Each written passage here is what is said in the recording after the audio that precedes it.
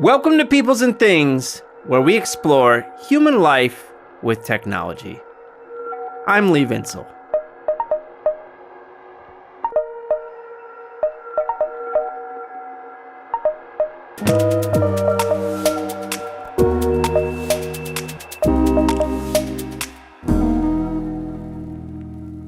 Oh man, there are so many nifty and scenic roads into the book we're covering in today's episode. Got my little map out here. Whew! Let's see here. Which route should we take? Oh, look, here's one marked provocative. Is that French or something? Provocative? It has a ring to it, doesn't it? Yes, let's go that way. My experience in life is that there are some alleyways in academia where you find very juvenile conceptions of corporate power. The kind of folks who assume corporations are evil and are to blame for a lot of things in the world, but then you ask them a question like, okay, but have you done any work to examine the structure of the industry around company X or looked at any basic markers of its financial health or even read its annual reports? And you receive blank stares. And then within that set of dark alleys, and oh my God, dear listeners, the darkness I brave just for you. I won't even go into it. It's just so frightening and troubling. Within that set of dark alleys, there's a smaller set of even darker places where people act like corporations have a lot of control over what we think. Like we are all dupes for advertisements or something. And the people who make up corporations have definitely done some terrible things in the world and throughout history. I mean, that's what my first book was about. And many multinational corporations have neo-colonialist relationships with poor nations around the world.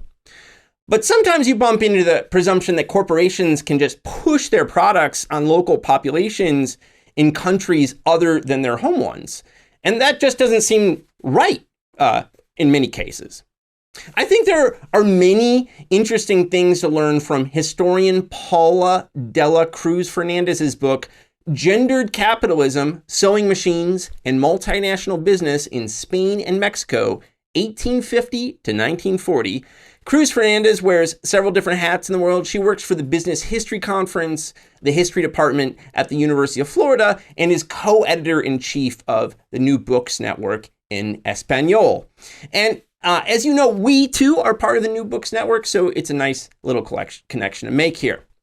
Cruz Fernandez's book is neat in many ways, but what I really like is how she shows that selling sewing machines was not a top-down process by which an American corporation forced its products on unwilling consumers, but a complex development that involved collective entrepreneurship and, most importantly, the dreams, ideals, and efforts of women who worked with sewing machines in the home. The book raises larger questions about how we think about processes of technology adoption in different cultures and about the relationship between corporations and consumers. I hope you enjoy our conversation. It was a lot of fun for me. And hey, get excited.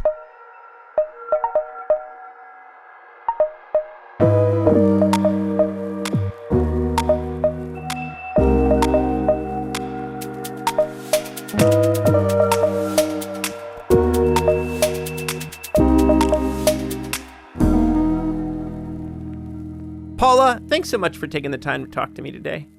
Thank you for inviting me. It's a pleasure. I love your podcast. I love the conversations you have. So it is my pleasure to be here. Well, thanks so much.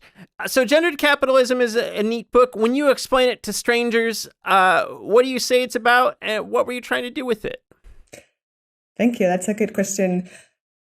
I usually talk first about the women, and also about sewing and embroidery, right? Because that was my initial point of research or topic of research. I was very interested in the lives, the economic lives, but also the cultural and social lives of women that sew not only for market purposes, for to get income, but also just because, right? Just because they were mothers, because they were grandmothers, because they were girls in Spain and Mexico.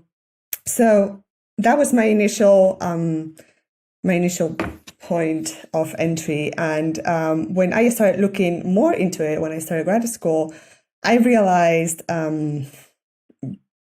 that technology, right, and the sewing machine was very important for all this variety of activities. So not only, again, for women that had sewing and embroidery as their trade, but also for those that were in the home. And the more I looked at them, I saw Singer, right? I saw Singer over and over, and I saw Singer being in every home I looked at, but also going back very late. So the oldest sewing machines I could see were always Singer, and or how we say it in Spanish, la Singer.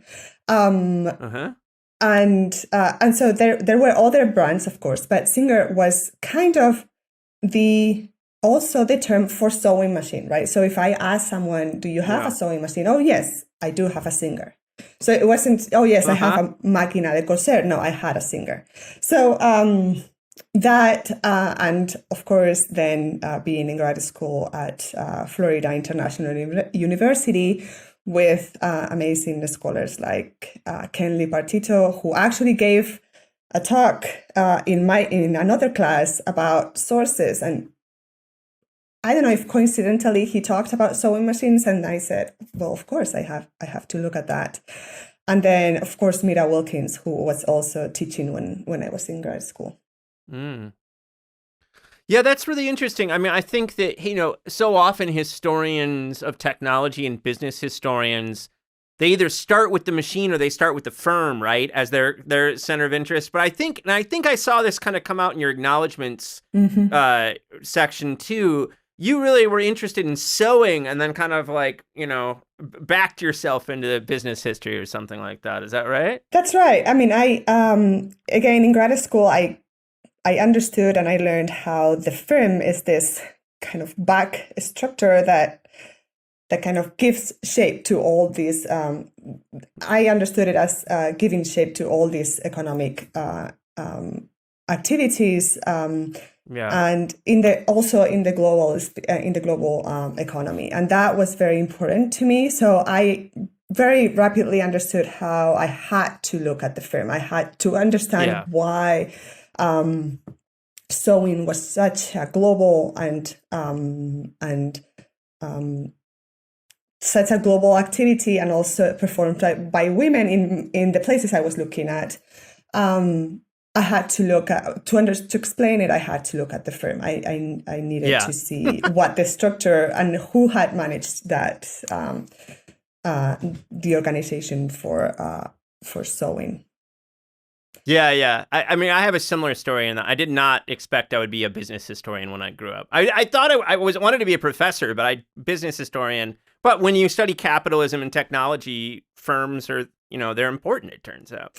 When your early interest in sewing, were you kind of interested in a kind of like cultural history perspective, or how were you thinking about sewing early on? Yes, I was definitely looking again at women's work perspective. Yeah. I was doing as an undergrad and as an MA in Spain. Back in Spain, I did lots of courses on the history of women's studies, and one of my advisors also at FIU was Aurora Morcillo, who was a very important historian of gender and women in Spain and about Spain. So for me, it was all about, but I wanted to, there was work already done about this transition to industrial sewing and how the sewing machine had made hundreds of women and thousands of women go to the factory and work. So for me, that was not the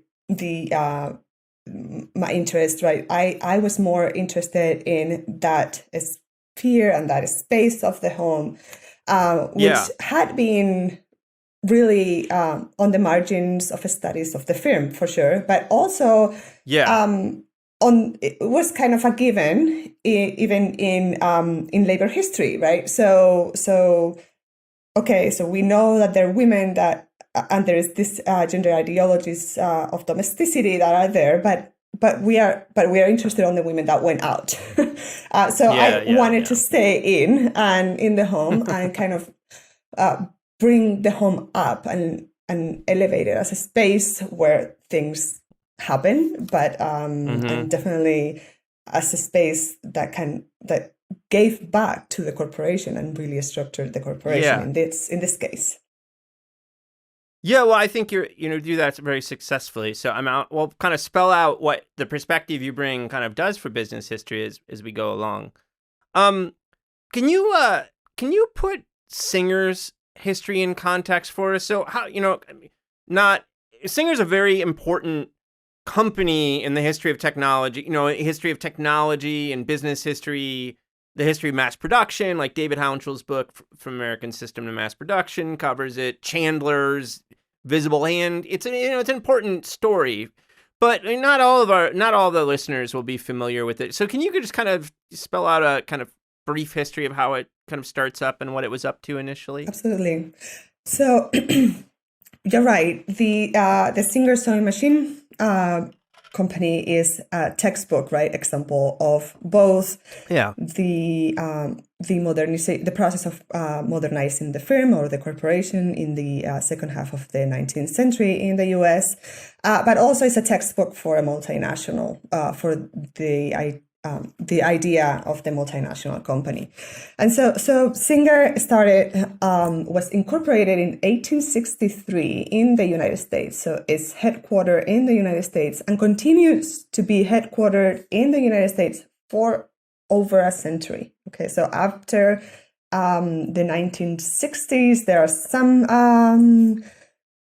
movement towards, it gets divided and it gets sold, and still there are offices in the United States, but it's not what we see as the very centralized, vertically integrated corporation that it was. So in 1863, it's incorporated, and by then, Singer had lots of competition in the U.S. It had the Home Sewing Company, it had Howe Sewing Company, sewing machines company.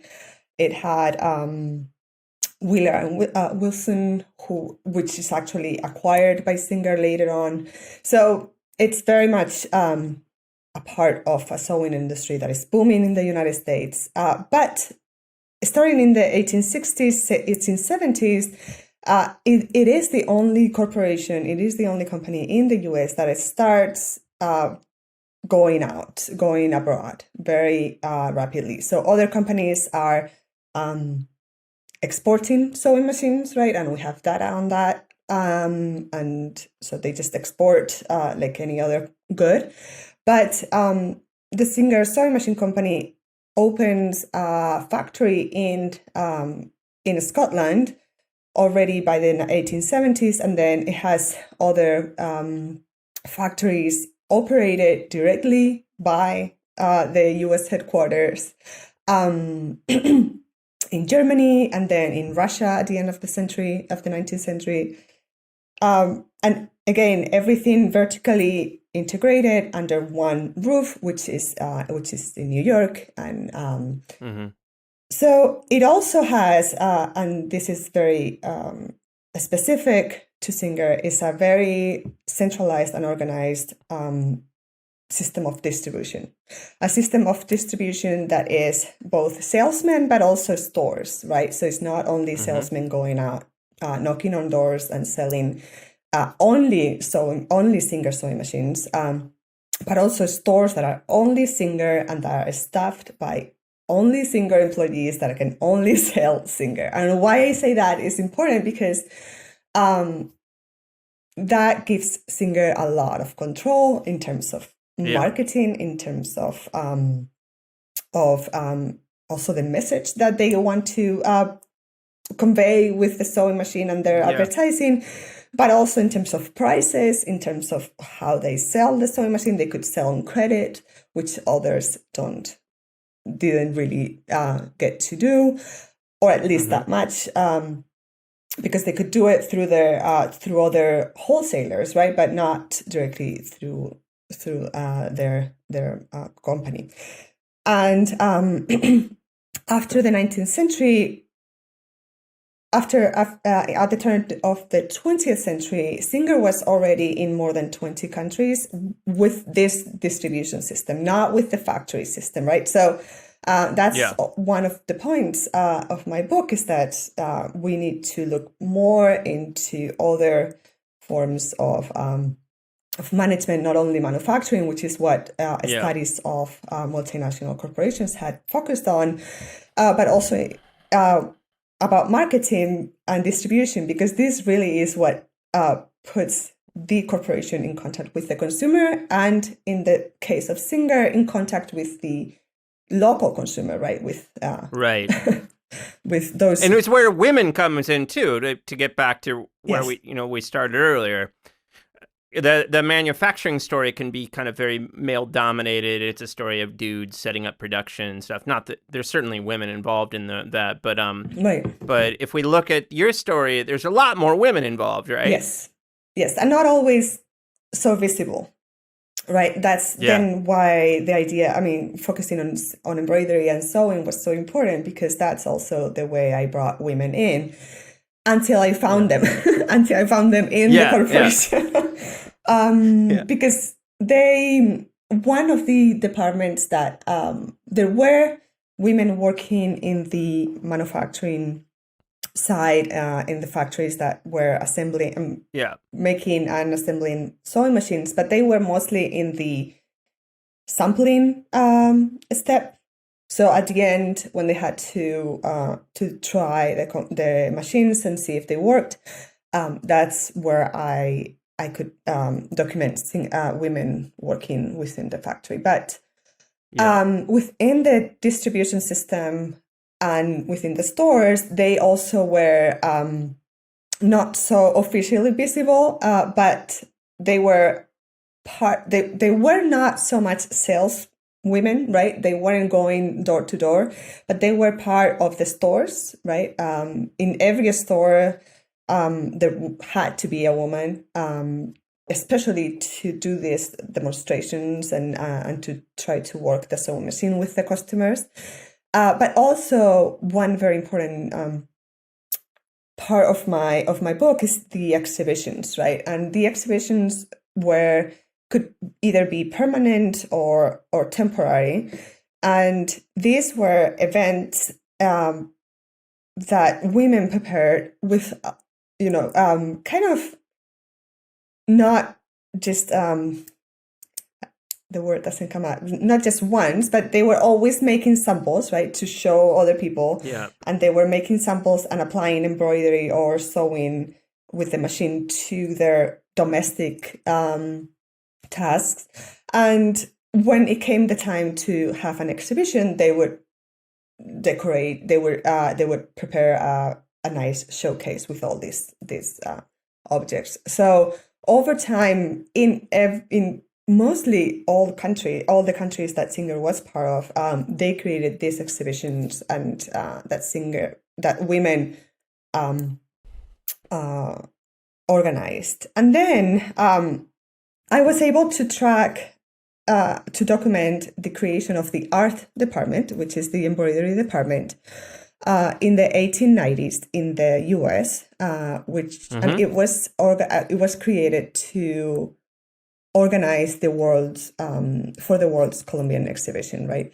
So after that, I don't have specific business records about the department anymore. That's all we have. But we have proof that there were thousands of exhibits in all the stores, and also international exhibits after that. So I assume they continued to work on that, doing that organization.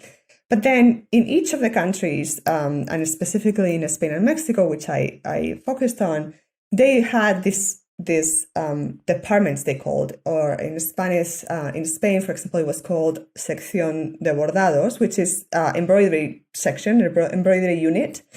And they organized for to decorate window fronts, to be part of exhibitions, but also with time, more and more, to have schools, right, as part of Singer. So they had Singer schools where, and they provided the certifications that the government would require and things like that. What it made me think of is now, I think, as a product of like consumer capitalism and devices of the last 30 to 40 years and electronics and computing and all this, people, analysts have become very focused on like subcultures and fandoms and all the activities that other people are doing that kind of generate sales and loyalties to products, right? And so part of what I was interested in your writing about this is kind of that culture, definitely, primarily organized by women, that's clear, of these exhibits and activities around the sewing machine and these activities, and how much of it was Singer, and Singer leading it, or people versus just like, in these local spaces, you have all these people, this is what they do, right? And so, I just wondered how you ended up thinking about that balance of just like, like subcultures of activities and technologies around these things. Yeah, that's really interesting. I kept, when I was in grad school and writing my dissertation, which the book is really my dissertation, I kept reading these books about, books like Michael Aras or Mona Domosh, about how corporations kind of dominate, right, through technology. Or kind of how the West or industrial nations became to be on top because of technology or progress and things like, or prowess or things like that. But for me, it was really never like that. So first, the people I could talk to, or when I saw documents about talking about the sewing machine, first, like you say, they didn't mention Singer. If they were against the sewing machine, it wasn't Singer. It was just the idea of, having to produce more, putting women outside the home, things like that. But I wanted to, and it's nice. It's good to see that you could read that in my book.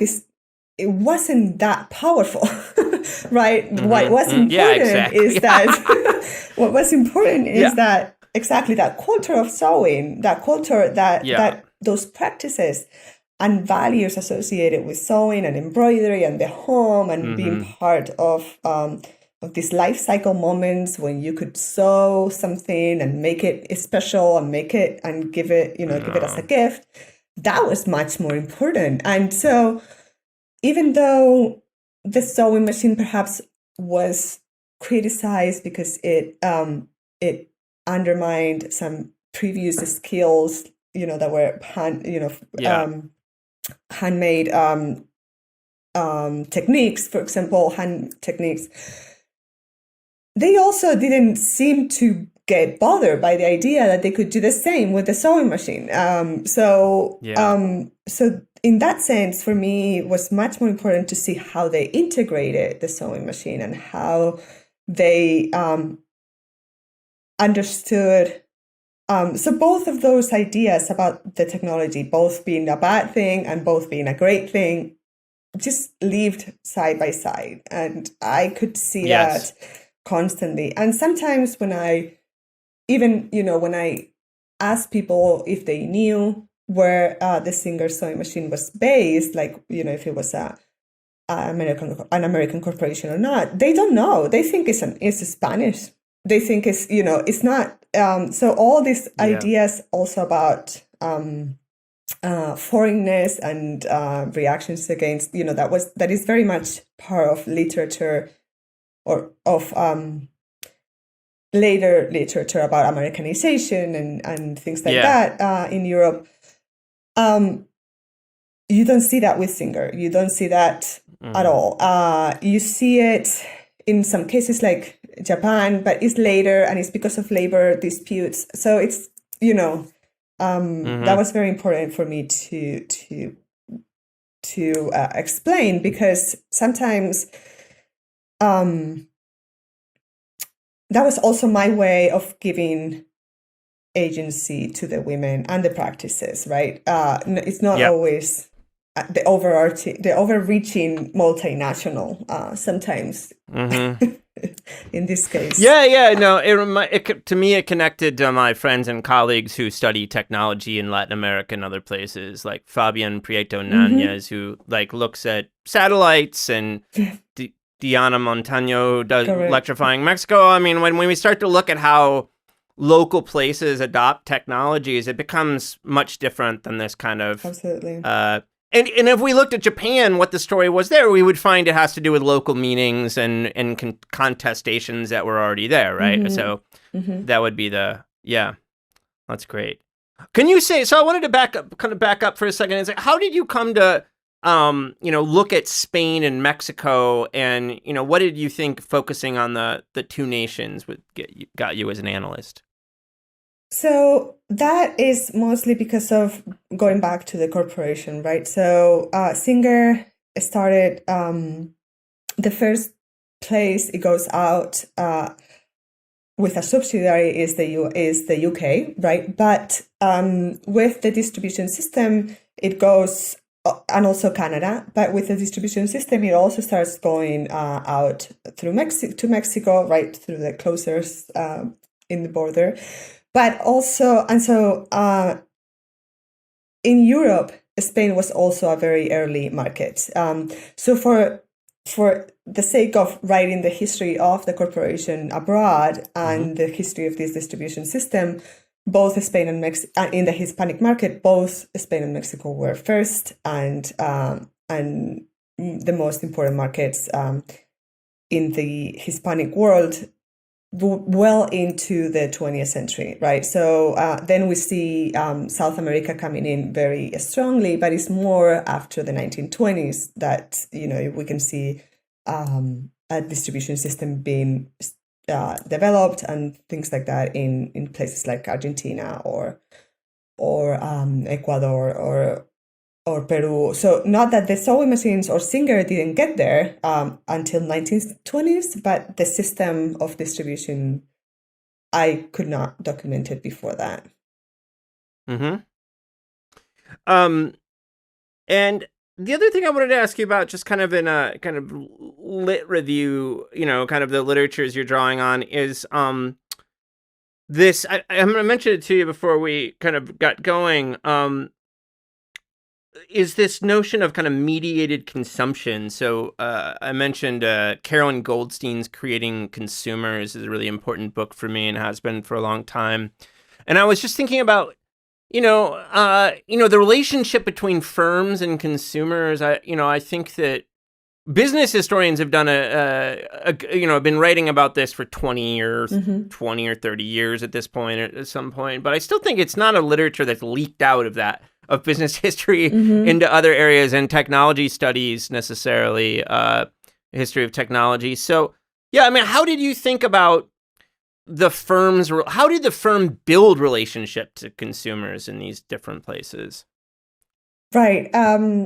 So what you said is actually even more true for the case of multinationals, right? If we look at international business history, these approach of trying to see how the multinational connects with the consumer is very, very lacking. I don't know. Yes. I'm not right. So definitely there is not much done for the 19th century. Also because there is not a lot of firms, right? Working, operating at at that time, or at least following the definition of the firm as as the multinational, following the definition of the multinational firm that Mira Wilkins or Jeff Jones have provided. But when you look again at this marketing operations, you can see that in reality, what you get is people from these places being part of the corporation. And I think that's where that's how I wanted to portray Singer in local markets, because yes, the central office in Ciudad de Mexico or the central office in Madrid was staffed by men, and the main agent was, a male agent that was directly designated by New York or maybe London. But under him, there was, it was all the Spaniards, and there's a lot of documentation about problems between local agents and for example, the general agent in Mexico. And there were also lots of problems in the US. It's not just Mexico or Spain. And but this idea of you were asking about the consumer and the corporation. I think focusing on the store, focusing on those selling, focusing on those practices, you need to know how they got their materials, how they got access to the technology, just thinking about the messages and just thinking about the context in which these selling agents wanted to connect to the customer or the client is what gave me, kind of sense of that it's all about that relationship that you create with the last part of the production or with the chain, right?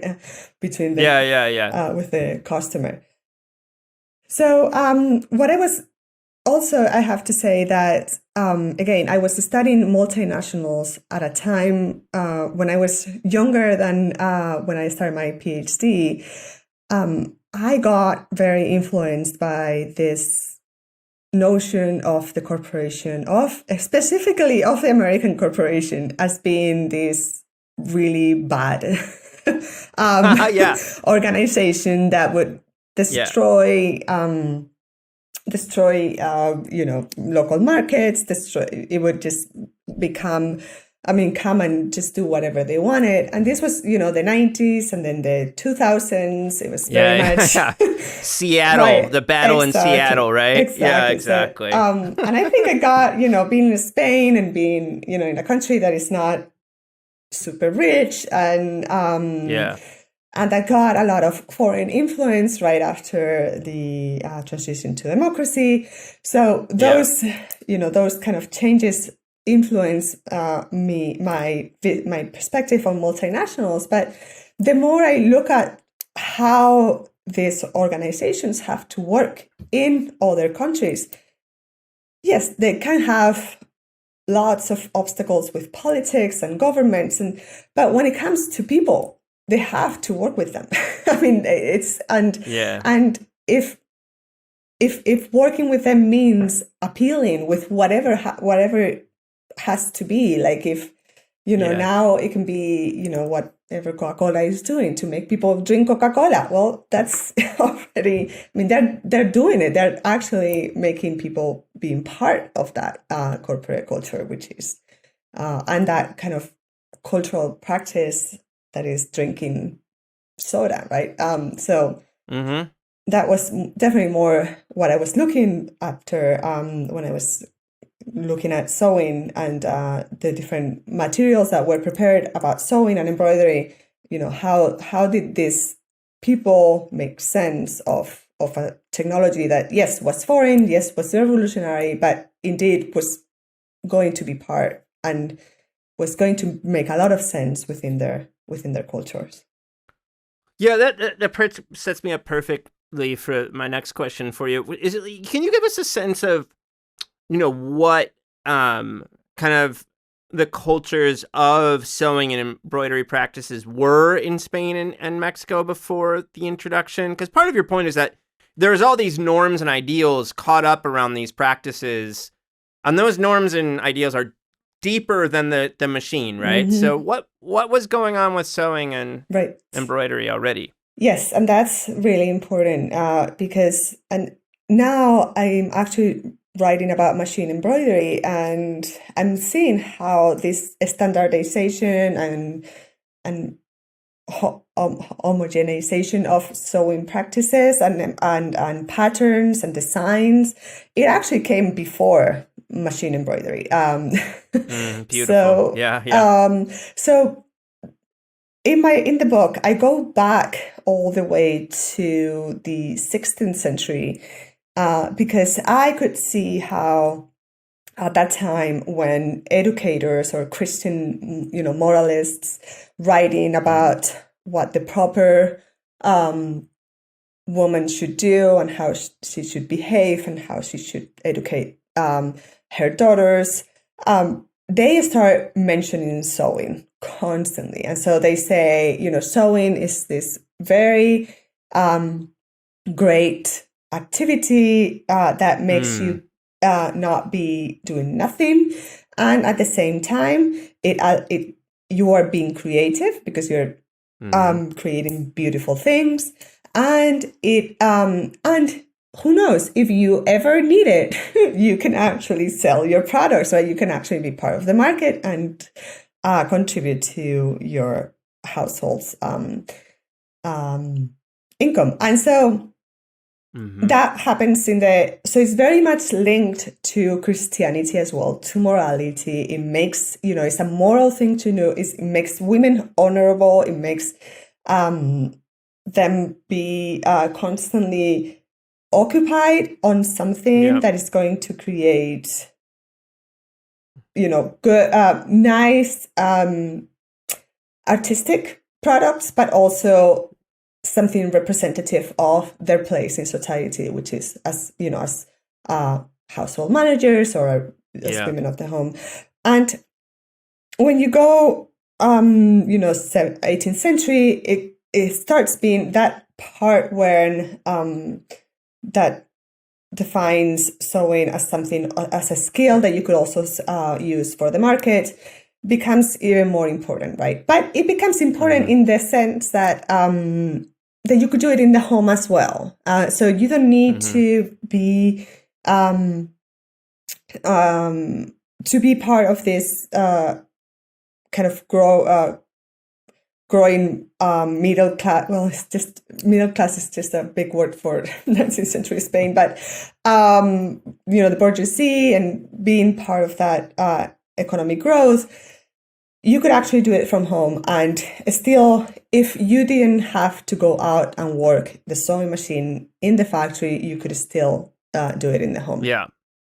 So reformers and also education officers in the 19th century start also taking this approach and start saying, well, if you're going to educate girls, you have to include sewing because it's such it's such a good activity for them. They make you teach them a skill, but also you teach them that that they are part of the home, because at the end of the day, sewing and embroidery, you're going to sew to decorate your home, or you're going to sew to decorate the clothes that you're going to give to your daughter who is getting married. So it's everything, is all of the activities, all the practices, all the values kind of go back to this idea of the family, of the home, of of this domesticity that is so much valued, right, in the 19th century. So that goes in the 19th century, and I could see how sewing kind of renovates itself. And so it was a very good thing for aristocratic women in the 16th century. It becomes a really good thing for all social for the entire social spectrum in the 19th century. Because also for those going to the factory, at least you're sewing, right? Is something that will also allow you to get income or be. But then in the 20th century, when we see more the ideals about the independent women and the new modern woman and things, it also it's okay as well, because it not only represents the home, but it represents so then it becomes kind of the a sign or a model for the independent woman, because they can be by themselves, they can get their own business, they can be entrepreneurs with sewing and in the house and in the home. So it's all it kind of renovates but still persists in this idea of in this relationship to the home and domesticity. And the way I finish my book is that we see this in current in modern firms, in modern so Etsy, for example, kind of goes back to that idea, right? There's this emphasis on this celebration of the home and of doing it yourself as part of other ideas of independent entrepreneurship or being by yourself, or I mean just or creating your own business and things like that. Yeah, totally. Yeah, I think you put it at one point. You said something like that. Women had their own dreams, Right? And that the sewing machine happened to fit into the way they were dreaming about their lives and their futures. Right. I have another section that is, this idea and connects to the corporation as what we were talking about, Americanization and corporations being overreaching or not, is Spaniards had these expectations and dreams to be modern, so why not, right? I mean, we tend to see other cultures as original cultures, and but perhaps that's not the case perhaps that's the case in a lot of aspects, but in terms of capitalism and how it has worked with less developed nations, whether it surprises us or not, that's it's okay. Yeah. Again, I think we have to study how people in these places how their dreams worked, and that they're often different than American dreams, but that doesn't mean they don't involve these very modern technologies. Right, exactly. Yeah. Julio Moreno puts it very well in his book, right? Don't go home. I mean, not because we think that traditions get undermined, which they probably do. Doesn't mean that there is a good part of the population that actually wants to. Yeah, totally. I heard you earlier, Singer's this a very important multinational in this earlier period, and has much more reach than so many other companies, including the early auto companies. They're just so much more reach than these firms. So how did Singer initially move into Spain and Mexico? And I was also hoping, as you explained that, if it's helpful to do it in two parts, whatever, but I'm also interested in this notion of collective entrepreneurship, which it was the first time I bumped into it, but I found it very helpful. So I was hoping you could talk a bit about it. Yeah, absolutely. So Singer enters the first Singer store in Spain I have a source for is 1873, and it's a store in Sevilla. And so Sevilla is in the south of Spain. It's it was very surprising to me, and it is still very surprising to me that I have not found one store earlier than that in Madrid. But that's what it is. So there might have been, but I haven't found the document for it. But before that, so that's super early, right? before that, and perhaps around that time, Singer sewing machines would be sold in larger wholesalers. They would sell other machines as well. They would sell also German sewing machines, and they would sell other American sewing machines. The same thing happened in Mexico, but in Mexico it is a little different because Singer kind of made they made a contract with Casa Boker, which was a wholesaler, and Casa Boker actually agrees with Singer to only sell Singer sewing machines. Okay. But of course, Singer could not control whether or not other wholesalers could sell their machines somewhere else. So in Mexico, Singer stays with Casa Boker for a long time. At the same time, it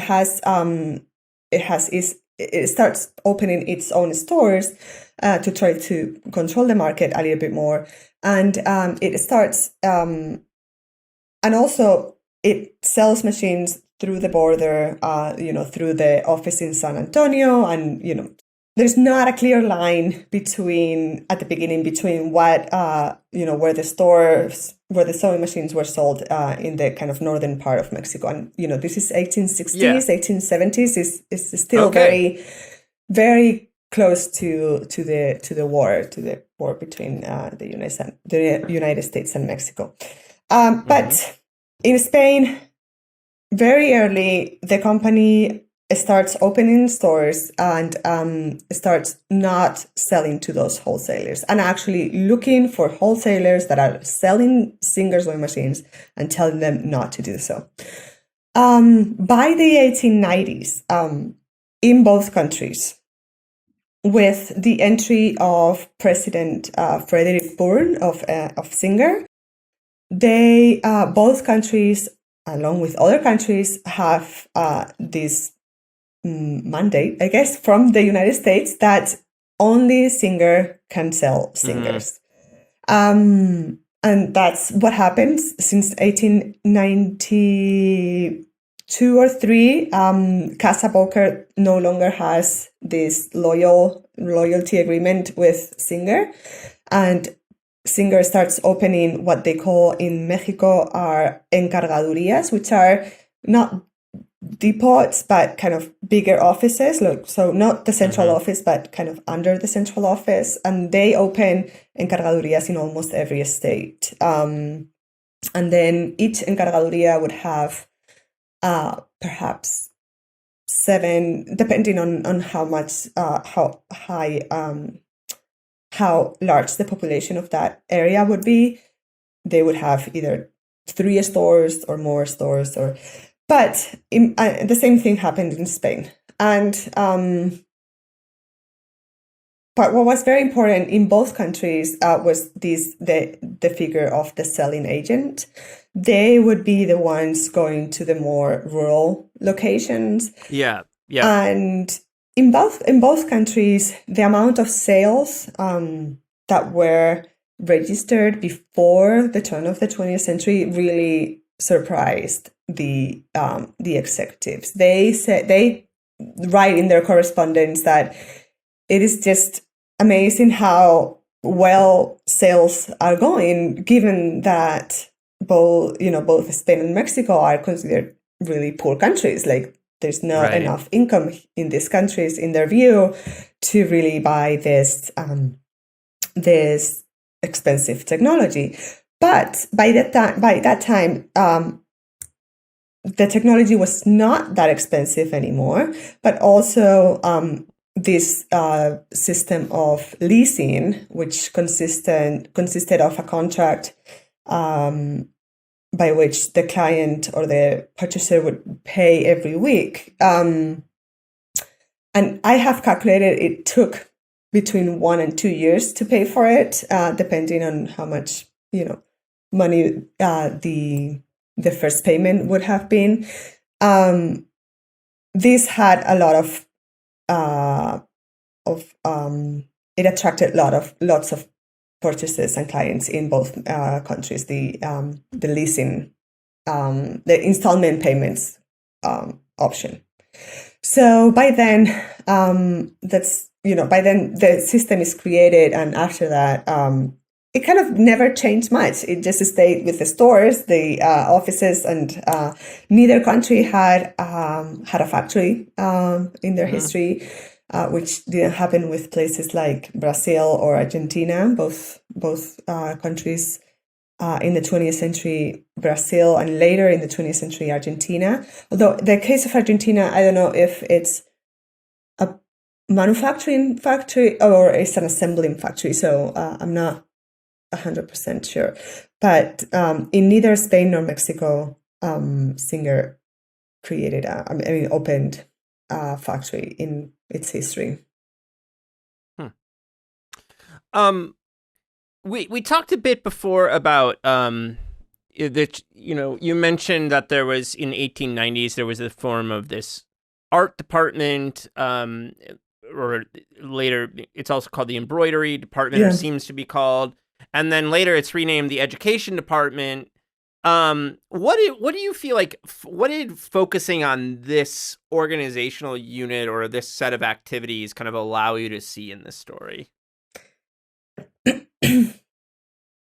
Well, so that was for me kind of the view of this idea of the gendered corporation, right? We tend to think about big organizations or corporations in this case, kind of emanating effects. Let me explain myself. Perhaps there is a big effect on gender practices. There's a big effect on labor. But what about back to the corporation and the feedback mechanism? Exactly. Exactly. So that's how I see this. I mean, the way or the perspective or the view that these departments gave me. And when I looked at this department, so the art department that was also randomly called the embroidery department, then becomes the education department.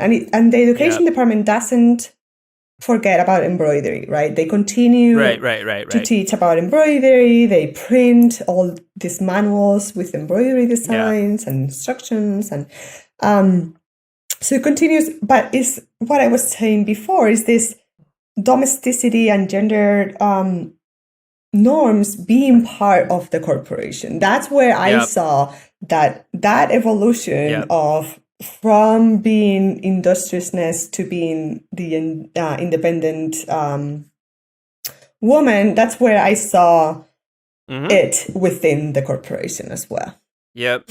No, it's really pretty. Go ahead. And then I also wanted to kind of go back to your earlier question about collective entrepreneurship. And that was a concept I read about in the work of Christina Lubinsky, specifically, and Dan Wadani.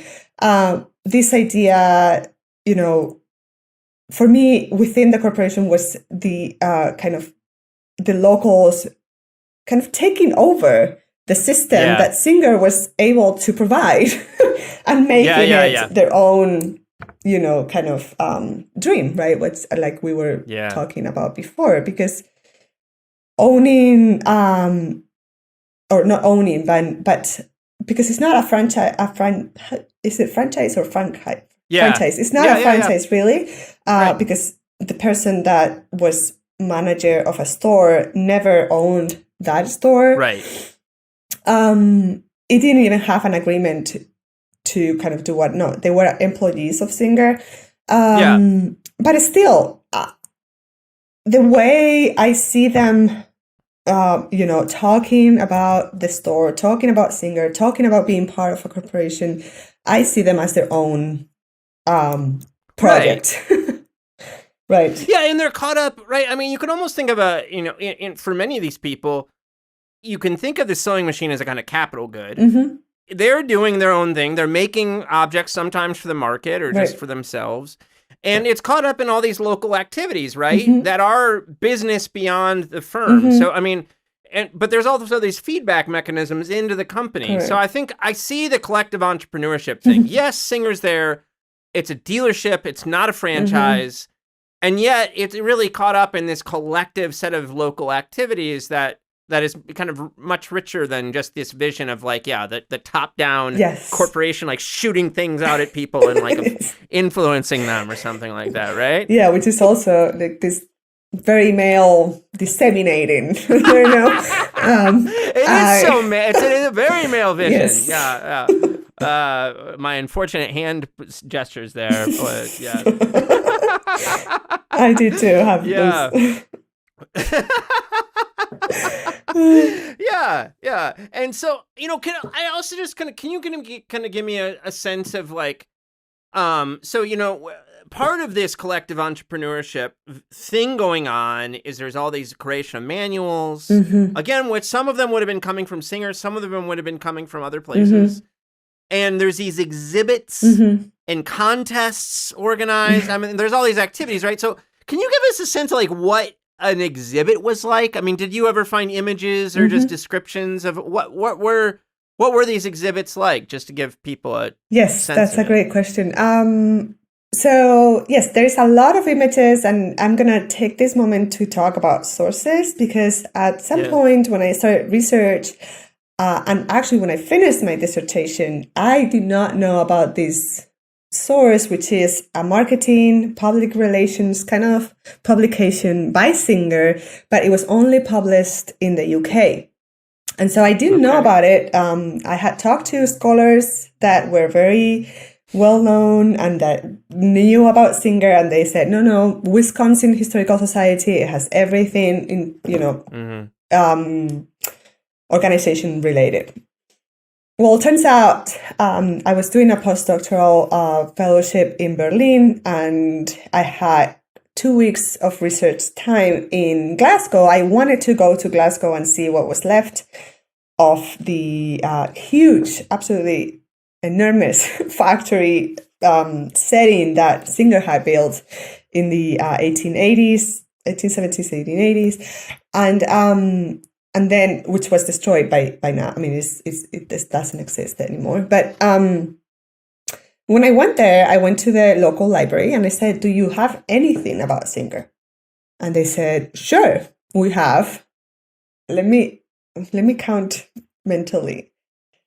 We have, let's say, 40 volumes of this public relations marketing magazine that was fed by the different offices around the world, and that were sending images and pictures and text about their operations.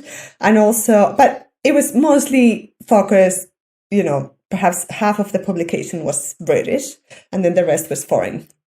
Yeah. Then those 2 weeks, that's all I did. I just took pictures. Yeah. But it was wonderful because that actually, kind of presented me with that view that we were talking about. Like, there was a real system, there was a real organization within Singer, which is definitely not part of the official, or at least the kind of written business record that I had researched in the Wisconsin Historical Society, which is where the Singer archives are.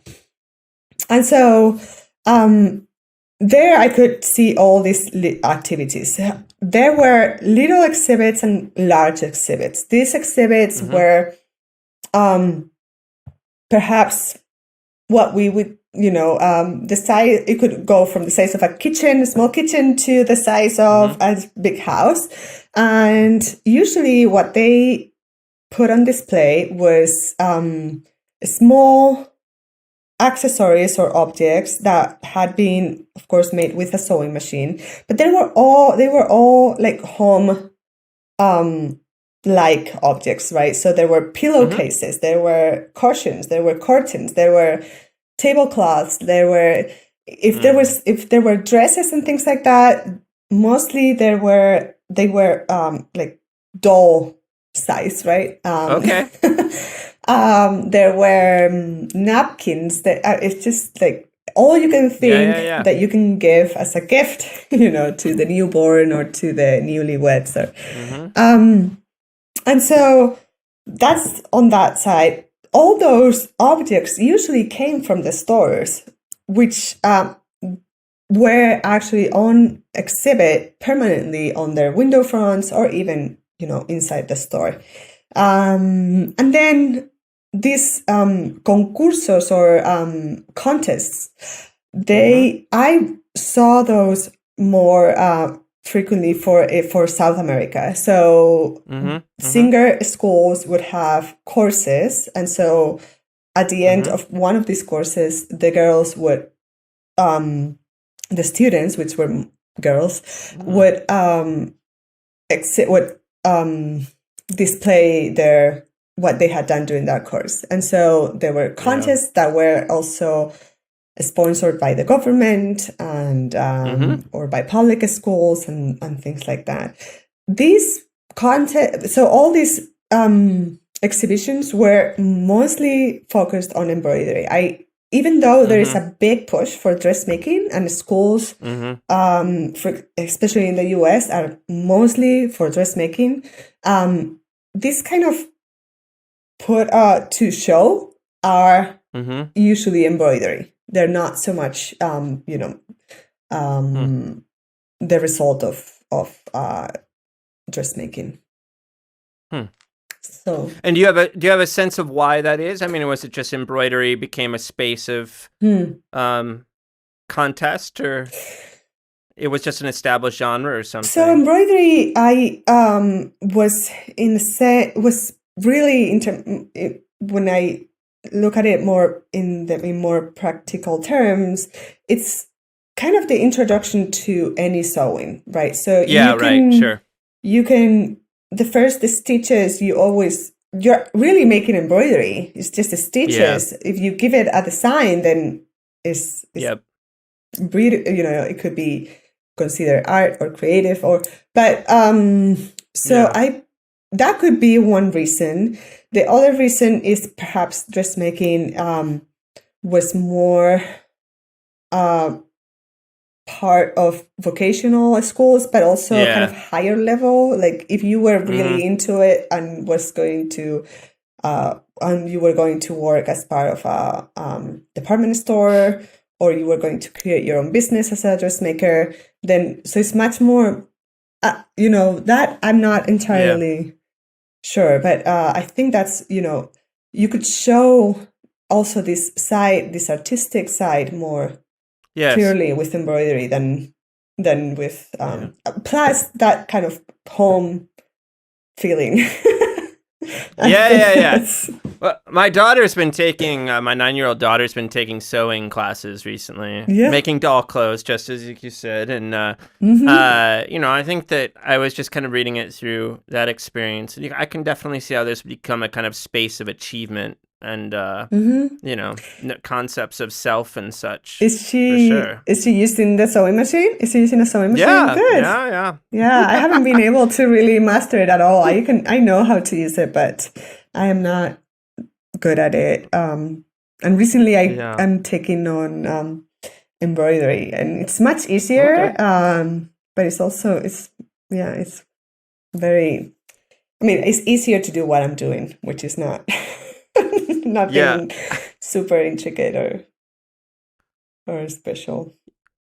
Your last chapter is titled Female Economies in the Era of Global Capitalism, and I saw you kind of trying to achieve like a couple different ends in that. So I just want to give listeners a sense of like some of the things you're trying to do there as you bring the book. It's the last chapter before the conclusion. So what were you trying to do there? I think my main point in that chapter is that after decades of making this relationship between home and sewing and embroidery, even though domesticity ideals change, they continue to inform these practices of sewing, and so, but it's also about politics. So when political changes happen in both countries, And they, especially that chapter talks about Mexico, because Spain would be a little later with the Spanish Civil War and the beginning of the dictatorship, is that they also try to modernize what it is to be the definitions of women in the modern era. And when they do, they keep these relationships, right? They keep the idea that women are better at home related activities, that following ideologies of domesticity, which could mean, which they could also be related to independence and the modern woman.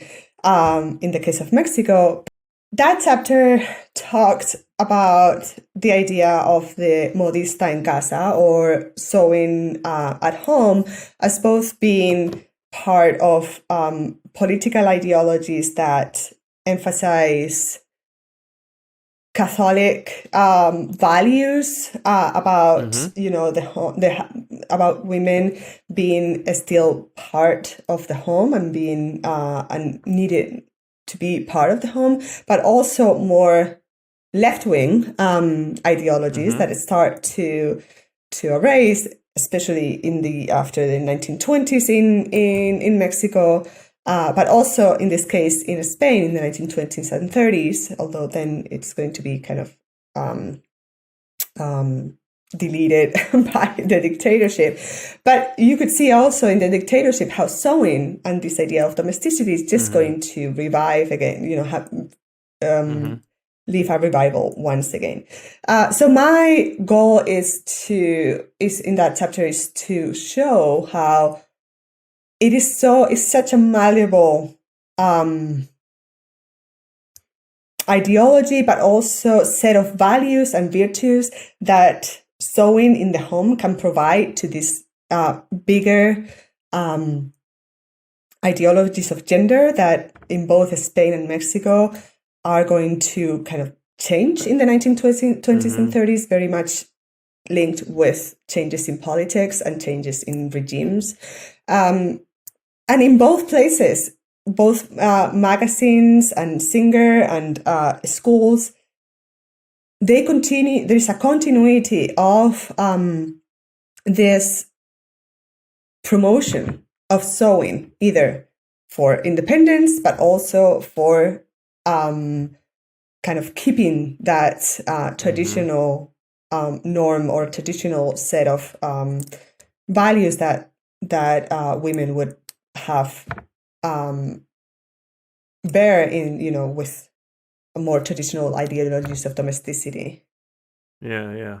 No, I love it. I mean, that's another way you're kind of challenging the literature, is because it's just like, I think when you look at the 20th century and sewing and clothing and all these things, it's always about mechanization and, the rise of like pre-made stuff and, these lives we lead. And eventually it goes to fast fashion and all this stuff. But it's like, I think you're challenging, that simple vision of linear change, because it's like, well, actually, like these visions, they stick around for all kinds of reasons and become important at different moments. I see them as very fluid, and if for one sector of the population, or they mean morality and all sorts of virtues related to the home, and the home as this super as a sanctuary, right? But for the other sector of society, those that want to be those women that went to vocation to their to school, to trade schools, to have their own businesses, or to just work and know more skills. They also, it also works for them, right? So, there is this book about, there's this book about, by, it's called Patriarchy, Reinventing Patriarchy. About Brazil. And that's kind of the structure. I will find the book and let you know. And it's about how it gets, reinvented over time, but still, at the end of the day, we see the same power and hierarchy, being enforced, which is, women's place in business and in work and in society as, as not equal. Mm-hmm. I know that you do a lot of different things, and so I would understand if you don't have time to think about this right now. But is there a next historical project for you, or do you know where you would go next? So as you know, I'm not part of a history department as a tenure track professor, so I don't have the pressure of jumping into another project. But I'm still very, I'm very interested in business history, in international business history, and I'm very interested in these relations that happened between the corporations and society, and so that's where I am heading. I'm also very interested, and I don't see lots of research coming out about gender and multinationals. I still don't see, developments into knowing why there is still perhaps a difference and in the role of women in business, or perhaps a difference between a gap, a gender gap within corporate boards and things like that. I am interested in knowing why historically why it's that, and I think in terms of using gender to analyze kind of how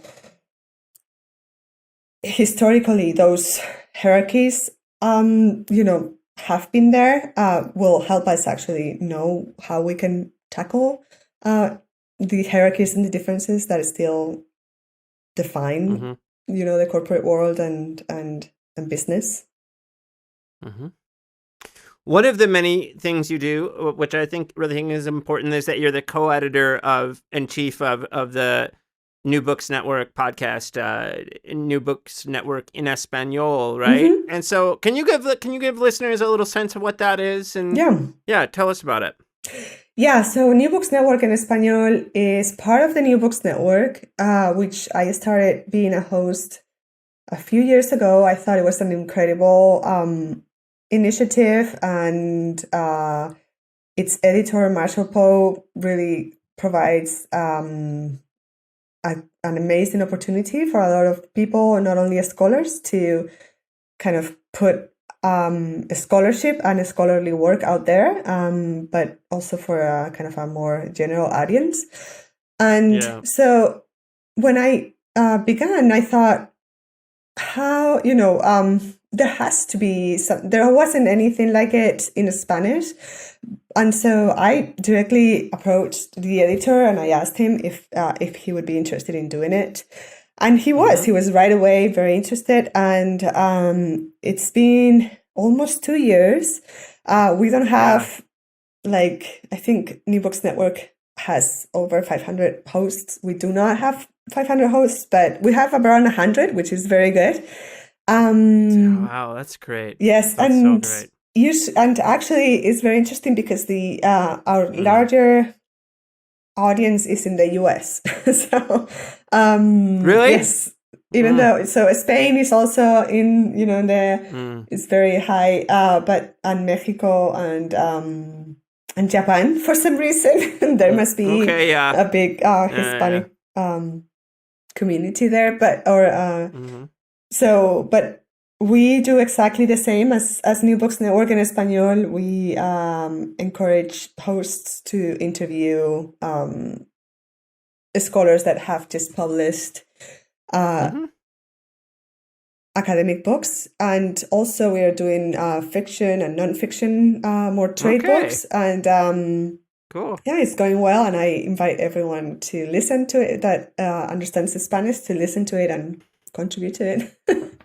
It's wonderful. I've been thinking about it a lot in kind of terms of global technology studies. And, like I said, I have colleagues who kind of work in that space. And I'm thinking about how we need, more and better platforms for having those conversations and getting word out about that work. But I think part of that has to be doing podcasts in other language, and to make it, build those connections. So hats off to you and your colleagues for doing it. Yeah, thank you. And I don't know.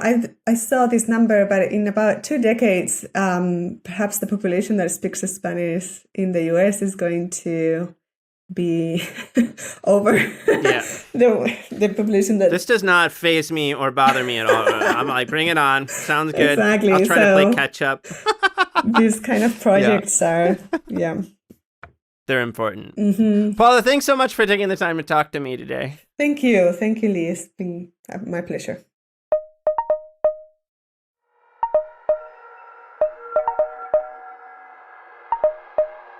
I hope you enjoyed this episode of our podcast. You can reach us with questions, comments, and suggestions at leevinsel@gmail.com or by following me on Twitter at STS_news or on YouTube at People's Things. Our podcast is distributed by the New Books Network, the leading platform for academic podcasts, so that you can find us wherever you get your podcasts. Peoples and Things, like most things in this world, depends on the work of many people. I want to thank my brother Jake Vinsel for writing the music for the show. I want to thank my buddy Juliana Castro for designing the logos for the podcast. You can check out her work at julianacastro.co. Joe Fort is the producer for the podcast, and Mandy Lamb is the production assistant. This podcast and other Peoples and Things programming are produced in affiliation with Virginia Tech Publishing and supported by the Center for Humanities and the University Libraries at Virginia Tech. For information about other podcasts from Virginia Tech Publishing, visit publishing.vt.edu. For the entire Peoples and Things team, I am Lee Vinsel. And most importantly, I want to thank you for listening. Thanks.